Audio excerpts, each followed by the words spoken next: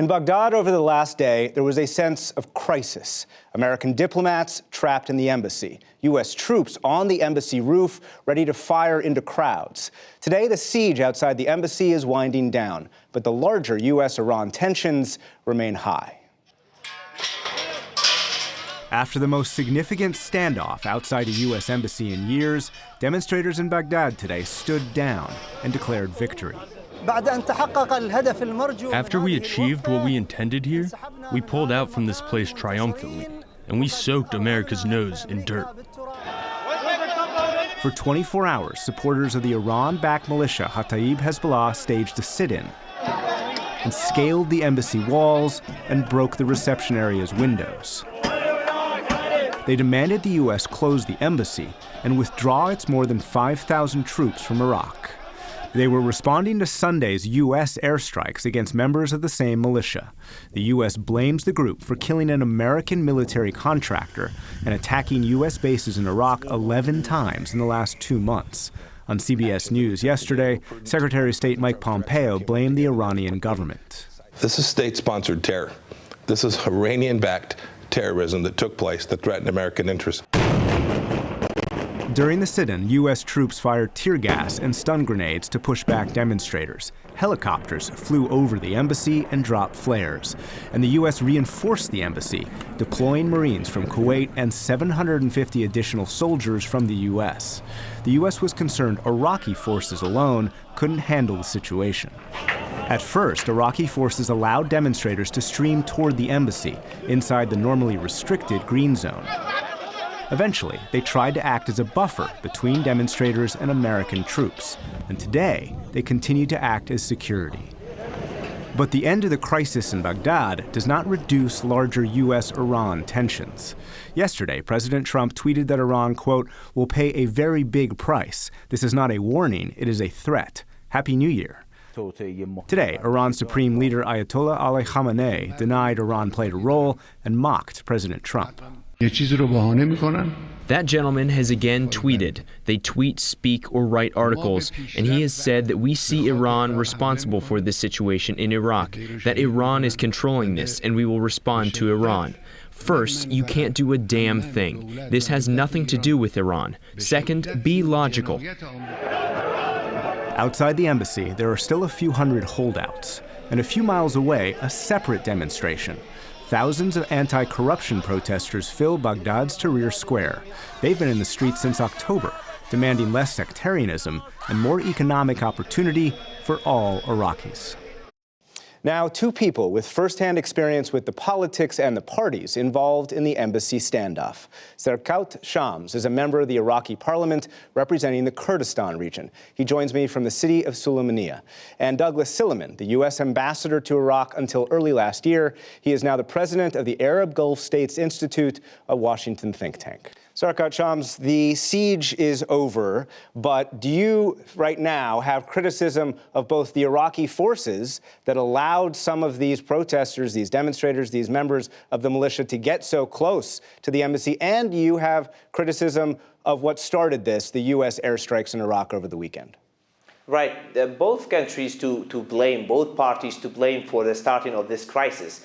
First, the U.S. unilateral action against elements of the PMU or the Shia militias at the West call them, some of them. And it was a mistake, it was a strategic mistake by the Iraqi security forces that protecting the green zone, the international zone where the U.S. embassy and many other embassies and sensitive Iraqi institutions like parliament are located there. So Ambassador Silliman, you were in that embassy up until recently, up until early last year. So Serkaut Shams has 2 points. One, did the Iraqi forces do enough to keep these people away from the embassy? I assume you agree that they might have done more, but also that the U.S. did not do enough to actually tell the Iraqi government before these airstrikes this weekend. First of all, in the short term, the Iraqi security forces that were guarding the green zone and the diplomatic establishment obviously did not do enough to keep the protesters from attacking the embassy, and it was only after the attack was well underway and there was damage to the embassy wall and reception area itself that they called in the Iraqi Counterterrorism Service, which are the equivalent of U.S. Special Forces. The trouble is this issue is much broader and can be put in a couple of different contexts. So the Iraqi government has not done enough to prevent the popular mobilization forces, the what are generally called Shia militias, but that's too broad a concept. These irregular forces that are now part of the Iraqi government have not been controlled by the government adequately to prevent them from conducting attacks against Iraqi institutions or diplomatic institutions. So that's the first issue. The second issue is the larger context. There is still the context of Iran consistently trying to poke the United States into action.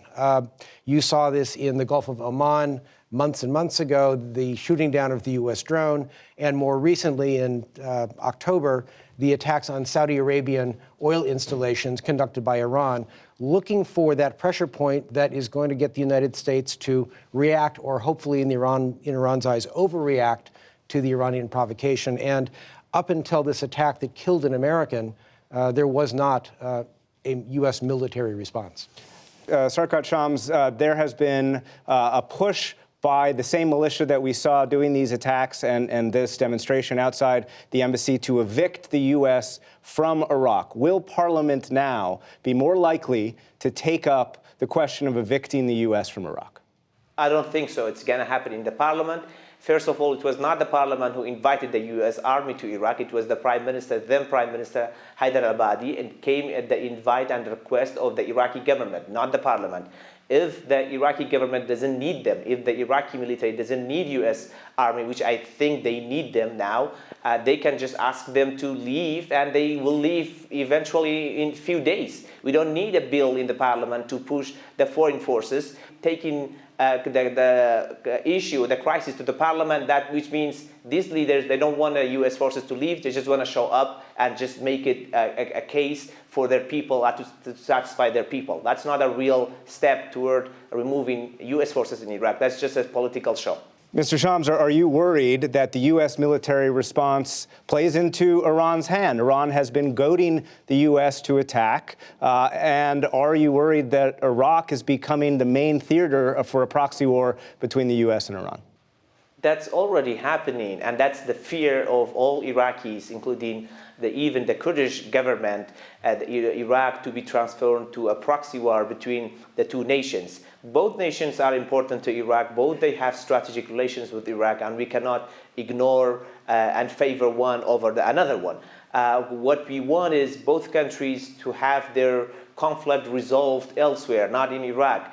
Ambassador Soleiman, he already he had a lot of experience in this country, that Iraqi institutions are weak, in military institutions, economic institutions, and already we have a caretaker prime minister who cannot really execute his full constitutional power due to he resigned, and we are awaiting a new prime minister. So we are in a very fragile and a very dangerous region. And we require support from the United States. And we know that it's really easy to start a war, but it is going to be almost impossible to win the peace. And now we already won a war against ISIS. We don't want another war, whatever you call the proxy war or an international war, full-scale war with Iran. Whatever they want to do it with in the Gulf countries or in the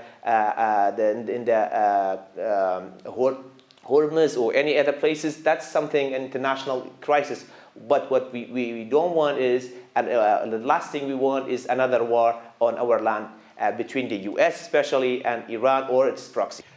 The reality is, I would reframe the entire question, because it is not a war between the United States and Iran on Iraqi territory.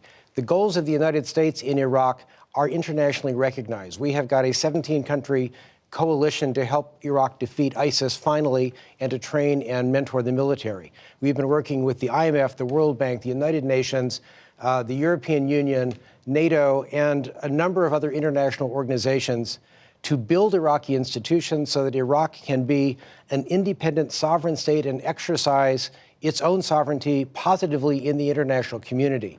It is Iran that has been undermining the Iraqi constitution, putting its proxy forces or supporters into positions in the Iraqi government and not obeying by the laws and the constitution of Iraq. And so this is not the United States versus Iran. This is the world versus Iran. And the goals of Iran are to essentially swallow Iraq politically, economically, and give itself security, strategic depth. The world wants to see Iraq fully integrated into the international community in a positive way. Ambassador Silliman, former U.S. ambassador to Iraq, Sarkar Shams, member of Iraqi parliament, thank you very much to you both. Thank you for having me.